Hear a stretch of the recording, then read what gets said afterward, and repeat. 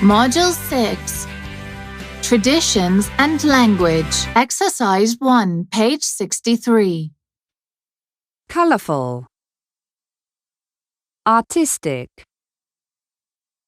serious, disgusting, unusual, exciting, weird. Exercise 2, page 63. A.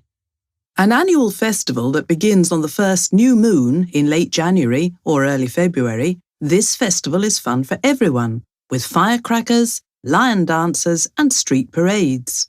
Young children receive envelopes containing money, and friends and family meet to enjoy special dishes, which include long noodles, a food that brings good luck.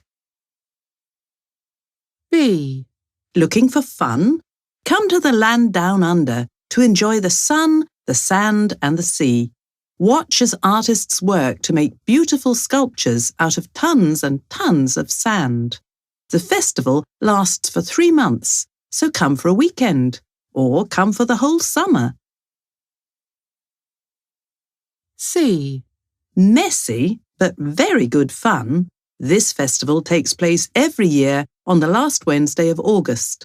Tourists and locals alike take to the streets where for 1 hour they take part in a strange fight with tons of tomatoes. D. If you're looking for a celebration that is simply out of this world, this is one that you cannot miss. The festival lasts for 4 fun-filled days every year in July. Why not get dressed up and participate in the alien costume competition? Even if you don't win, it's sure to be a blast. E. A celebration that is enjoyed throughout Kazakhstan. It lasts for 3 days and celebrates the coming of spring. People clean their houses, decorate with flowers, and spend time with family and friends. F. A festival that can be enjoyed by both Native Americans and non-Native Americans. People come together to sing, dance, and honor Native American culture.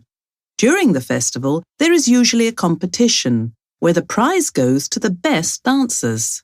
These festivals can last for a day or sometimes even a week.